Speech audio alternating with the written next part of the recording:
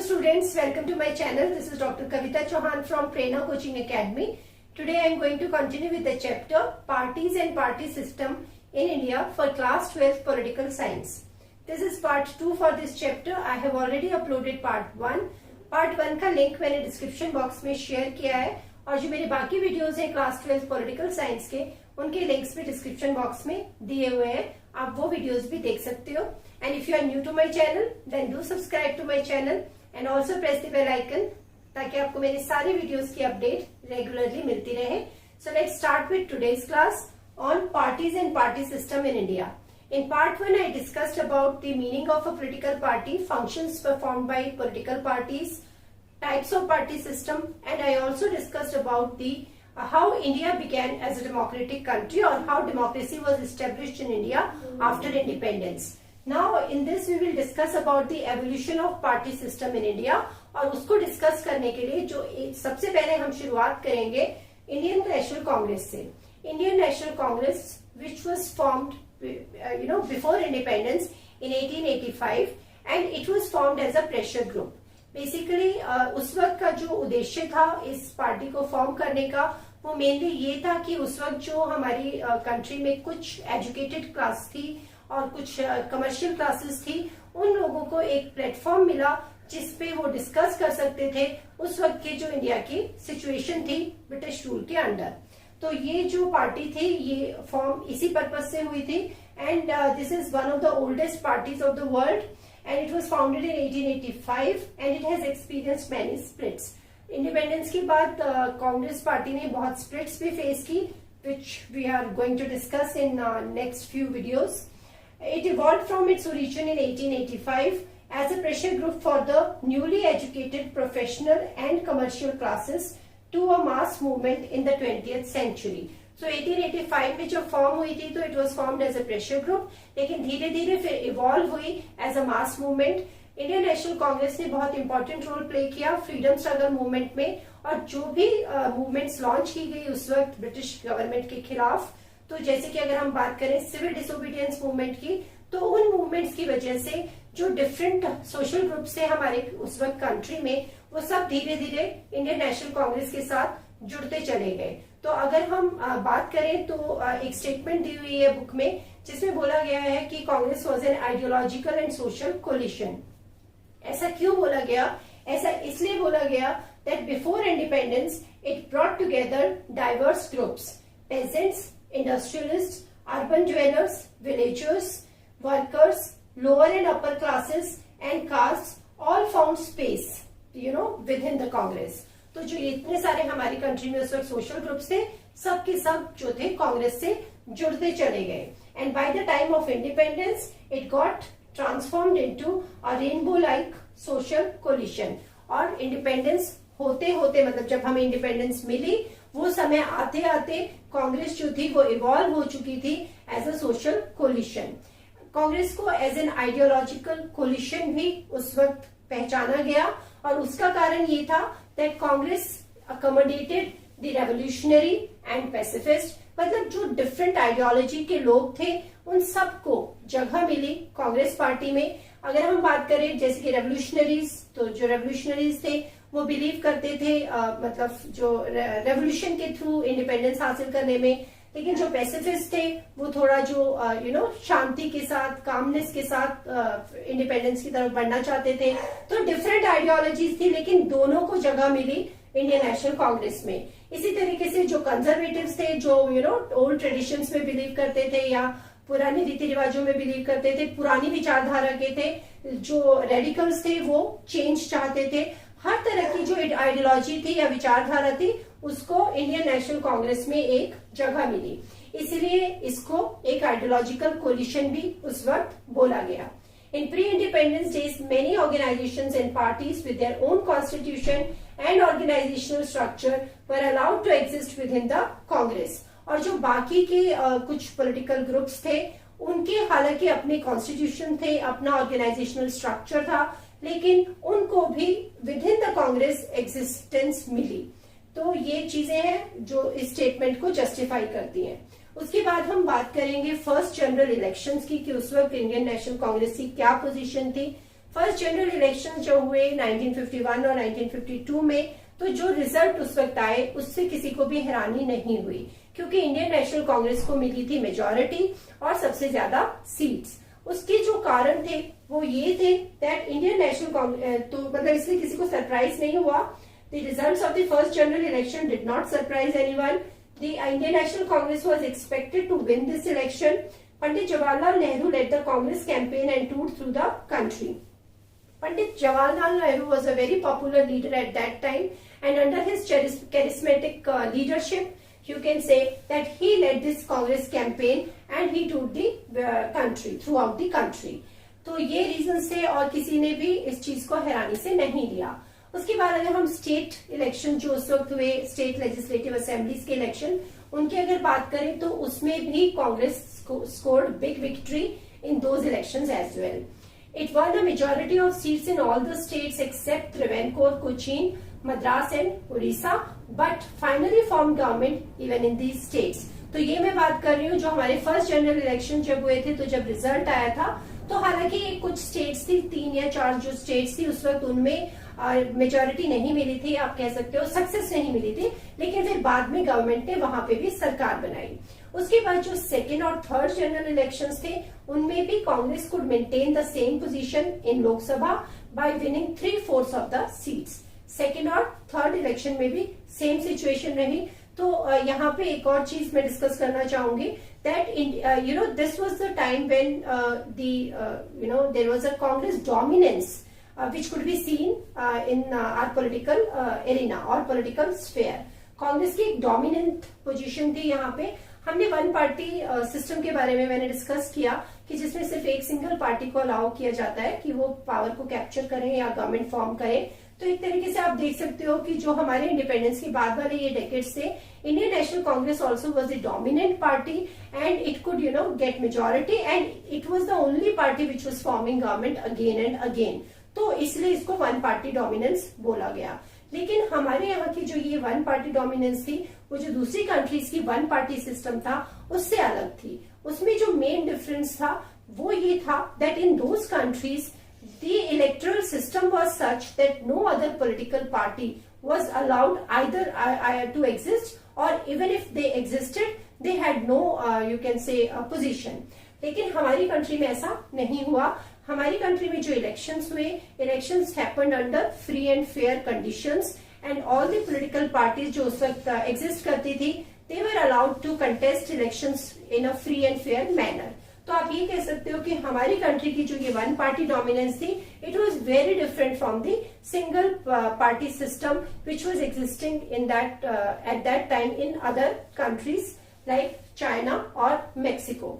सो कांग्रेस की जो ये पॉपुलैरिटी थी ये बहुत ही लाभदायक हुई कांग्रेस के लिए। So Congress was seen as the inheritor of the national movement और पंडित जवाहरलाल नेहरू की लीडरशिप। और उसके अलावा जो एक और पॉइंट है वो ये कि जब इंडिपेंडेंस हुई और जब इलेक्शंस हुए, by that time Indian National Congress had developed as a well organised party and it had already established itself, जबकि जो दूसरे ग्रुप्स थे या दूसरी पॉलिटिकल पार्टीज थी वो अभी शुरुआत ही कर रही थी। So this is all about the evolution of Indian National Congress from a pressure group to a popular political party. Now I will discuss about the Congress system कि जो ये हमारे फर्स्ट 3 जनरल इलेक्शंस थे इनके बाद क्या हुआ और किस तरीके का बैकग्राउंड था जिसमें 4th general election were held.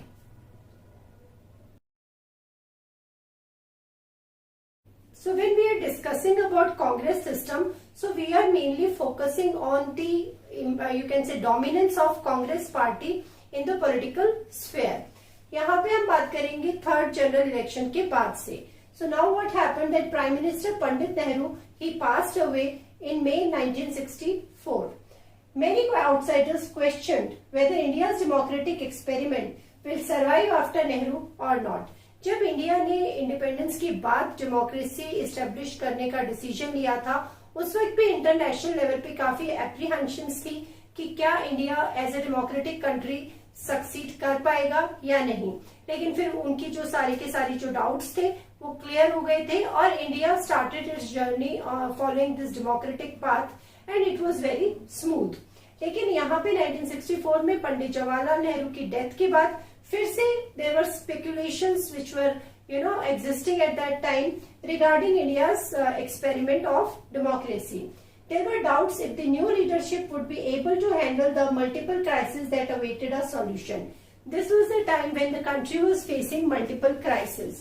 ये जो crisis था, क्या जो नई leadership है वो इसका solution ढूंढ पाएगी या कोई ऐसा leader अभी प्राइम मिनिस्टर बन पाएगा जो इंडिया को इस सिचुएशन से बाहर निकाले। बहुत सारी प्रॉब्लम्स थी, आप कह सकते हो पॉवर्टी अभी भी एग्जिस्ट कर रही थी, इनइक्वालिटी थी, कम्युनल एंड रीजनल डिविजन्स थी। तो ये सारे के सारे जो क्राइसिस था इसका सॉल्यूशन क्या न्यू लीडरशिप के पास था या नहीं। The ease with which the succession after Nehru took place proved all the critics wrong. लेकिन पंडित नेहरू के बाद ये जो सवाल उठा था कि अब प्राइम मिनिस्टर कौन बनेगा या लीडरशिप हैंडल कर पाएगी चैलेंज को या नहीं, वो सब गलत साबित हुआ और बहुत ही आसानी से नेहरू के बाद जो हमारे नए प्राइम मिनिस्टर बने लाल बहादुर शास्त्री, उनका जो मतलब चुनाव हुआ वो बहुत ही स्मूथली हुआ and he became the prime minister of this country. K Kamaraj the party president consulted party leaders and members and found that there was a consensus in favour of Lal Bahadur Shastri. सारे के सारे जो हमारे मोस्टली पार्टी लीडर्स थे उस वक्त कांग्रेस के और जो पार्टी मेंबर्स थे, सब लोगों ने इस चीज पे सहमति दी कि वो लाल बहादुर शास्त्री को अपना लीडर चुनना चाहते थे। Shastri was a non controversial leader. He had been a minister in Nehru's cabinet for many years. He was known for his simplicity and commitment to principles. In fact, when he was a railway minister and there was a railway accident which took place and he resigned from his post, taking the entire responsibility. तो शास्त्री जी जो थे वो काफी जो मतलब simple थे and he was known for his simplicity and commitment to principles. He was the prime minister from 1964 to 1966. 1964 में death हुई पंडित नेहरू की और 66 तक रहे हमारे प्राइम मिनिस्टर लाल बहादुर शास्त्री। लेकिन उस वक्त उन्होंने जो मेजर दो चैलेंज फेस किए कंट्री ने वो थे economic challenge and the military challenge. Economic challenge थी कि मॉनसून फेल हो गए थे, उसकी वजह से सूखा बढ़ गया था और इन सब की वजह से फूड क्राइसिस हो गया था। और मिलिट्री चैलेंज था कि 1965 में इंडिया ने एक वॉर फेस की पाकिस्तान के साथ। So these were the two major challenges faced under his prime ministership, and he gave a slogan, Jai Jawan, Jai Kisan. And this slogan symbolized the country's resolve to face both these challenges. His prime ministership came to an abrupt end on 10th January 1966. So he was doing very well as a prime minister, but he expired in 1966 on 10th January in Tashkent, जहां पे वो गए थे general Ayub Khan के साथ agreement sign करने के लिए, क्योंकि 1965 की जो वॉर थी उसके रिलेटेड वो पीस एग्रीमेंट साइन करने गए थे ताशकंद में, जो अभी उज्बेकिस्तान में है। और वहां पे अचानक उनकी डेथ हो गई और इसकी वजह से फिर से एक सवाल आ गया हमारे सामने या हमारी कंट्री के लोगों के सामने, लीडर्स के सामने, कि अब कौन होगा नेक्स्ट प्राइम मिनिस्टर हमारी कंट्री का।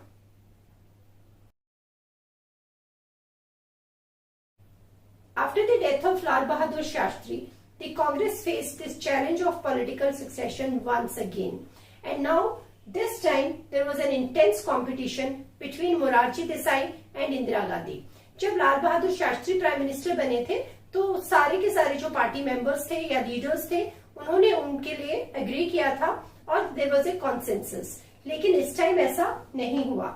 Indira Gandhi was the daughter of Pandit Jawaharlal Nehru and she had been Congress president in the past. She had also been Union Minister for Information in the Shastri cabinet. And जो Morarji Desai थे, he had earlier served as the Chief Minister of Bombay State. उस time पे Bombay as a state होती थी, बाद में उसमें से महाराष्ट्र और गुजरात बने। And he also was a minister at the center once. तो ये था दोनों के पास जो एक्सपीरियंस था। और जो सीनियर लीडर्स थे पार्टी के, they decided to back Indira Gandhi, but the decision was not unanimous.